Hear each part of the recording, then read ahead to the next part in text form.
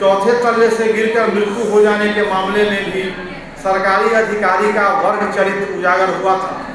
मालिक से मुआवजा की अपर्याप्त राशि मिलने के बाद दूसरे दिन सुबह में हमारी यूनियन के साथियों द्वारा मुन्ना चक पर सभा हो रही थी, जिसमें मजदूरों को संगठित होकर संघर्ष करने की जरूरत बताई जा रही थी। उसी दरमियान पटना जिला का श्रम अधिकारी वहां पर आया और उसने कहा, मालिक के पिता का नाम आप लोग पता लगा कर दें तो विभाग से मृतक मजदूर को कुछ राहत दिलाने का प्रयास करूंगा। उसने यह भी कहा कि वह अभी थाने जा रहा है। यह स्पष्ट है कि सरकार एवं थाने के पास तो हर जानकारी है, लेकिन वह मजदूर के साथ सहानुभूति का सिर्फ दिखावा ही कर रहा है। मुआवजा दिलाने के मामले में कई समस्याएं हैं। एक तो अधिकांश मजदूर यूनियन में शामिल नहीं हैं। जो मजदूर शामिल भी हैं वे अपने परिवार में इस बात का जिक्र नहीं करते कि संकट के समय यूनियन के निर्देशों के तहत चलना है। इस परिस्थिति में जब दुर्घटना होती है तो पत्नी तो बात करने की स्थिति में ही नहीं रहती, वह तो बेसुध रहती है और उसके परिजन जल्दी से जल्दी लाश को लेकर घर जाना चाहते हैं। मृतक के परिजन या उनके साथ के लोग ही निर्णय करते हैं। यूनियन वहां रहकर दबाव बनाने की पूरी कोशिश करती है, लेकिन निर्णय तो उसके परिजनों के हाथ में रहता है। यदि उनके परिजन यूनियन के बारे में पहले से परिचित हों और उन पर विश्वास करें तो मुआवजे की लड़ाई अपेक्षाकृत रूप से मजबूती से लड़ी जा सकती है। मजदूरों को ऐसे मामलों को समझने की जरूरत है। एक समस्या यूनियन की स्थानीय कमेटियों के फंड की है। स्थानीय कमेटी के मजदूर साथियों को काम छोड़कर अपने खर्चे पर मालिकों के यहाँ मजदूरी विवाद हल करने के सिलसिले में जाना। जिन साथियों का मजदूरी विवाद हल हो जाता है उनमें से बहुत कम ही लोग हैं जो कमेटी के फंड में स्वेच्छा से कुछ राशि जमा कर देते हैं ताकि आने वाले मामलों में हल करने में कुछ सुविधा हो। इस मामले में साथियों को गहराई से सोचने की जरूरत है। फंड में राशि रहने पर सिर्फ मजदूरी विवाद ही सुलझाने में मदद नहीं मिलेगी, बल्कि कमेटी की ओर से कार्यक्रमों में भाग लेने में भी सहूलियत होगी। इसलिए हर इकाई कमेटी को इस दिशा में गंभीरता से सोचने की जरूरत दिख पड़ती है। यूनियन विस्तार के प्रयास एवं समस्याएं।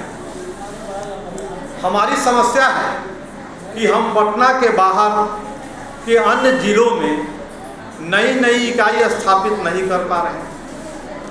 अरवल जिला में एक इकाई गठित हुई थी, लेकिन नेतृत्वकारी सक्रिय साथियों के बाहर चले जाने के चलते वह इकाई निष्क्रिय हो गई। पटना के बेऊर में, जहानाबाद एवं खगड़िया जिले में इकाई गठन की दिशा में प्रयास जारी हैं। इस दिशा में बढ़ने के लिए पटना में स्थापित विभिन्न इकाई कमेटी में विभिन्न जिलों से आए सक्रिय साथियों को, खासकर पदाधिकारियों को अपने संबंधित जिले में इकाई स्थापित करने हेतु विशेष कार्यभार लेने की जरूरत है। बिहार के बाहर उत्तर प्रदेश के बनारस में, दिल्ली में एवं झारखंड के दुमका जिले में पदाधिकारी मंडल के कुछ साथियों के द्वारा निर्माण मजदूरों के बीच प्रयास जारी है। पटना के औद्योगिक मजदूरों के बीच सर्वेक्षण के माध्यम से संपर्क स्थापित करने हेतु पदाधिकारी मंडल द्वारा एक प्रश्नावली तैयार कर ली गई है, लेकिन कई व्यस्तताओं के चलते उसे अभी तक कार्य रूप नहीं दिया जा सका।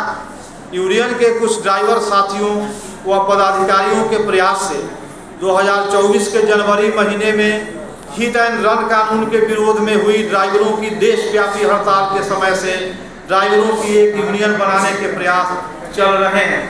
11 फरवरी 2024 को ड्राइवर सम्मेलन करके हिट एंड रन विरोधी एक संघर्ष समिति भी गठित की गई थी, लेकिन अभी तक ड्राइवर यूनियन ठोस रूप से निर्मित नहीं हो सका।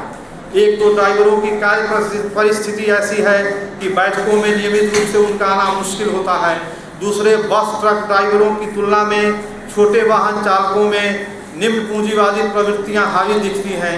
वे अपने को एक मजदूर के रूप में नहीं देख पाते, जबकि जीवन परिस्थितियों के हिसाब से वे मजदूर वर्ग के ही हिस्से हैं। बहुत सारे ड्राइवरों में यूनियन बनाने के प्रति सिर्फ इस बात की दिलचस्पी देखी गई कि उससे कुछ व्यक्तिगत फायदे हासिल किए जा सकते हैं।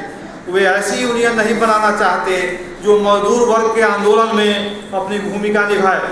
कई बैठकों में उन्हें गुलाम बनाने वाली पूंजीवादी व्यवस्था के बारे में, वर्ग संघर्ष के बारे में बातें बताई गई, लेकिन ड्राइवरों का एक हिस्सा निम्न पूंजीवादी स्वार्थवश पूंजीवादी पार्टी द्वारा संचालित ट्रेड यूनियन के पीछे भाग गया, लेकिन वहां पर भी वे कुछ हासिल नहीं कर सके। खुशी की बात है कि कुछ ड्राइवर प्रबुद्ध बने हैं और यूनियन को खड़ा करने के प्रति प्रतिबद्ध दिखते हैं। उम्मीद है कि इस वर्ष शायद यूनियन निर्मित हो जाए। जरूरत इस बात की है कि बिहार निर्माण और संगठित श्रमिक यूनियन से कम से कम 10 सक्रिय ड्राइवर साथियों को तैयार किया जाए। हमारी अगली समस्या है कि सक्रिय सदस्यों की संख्या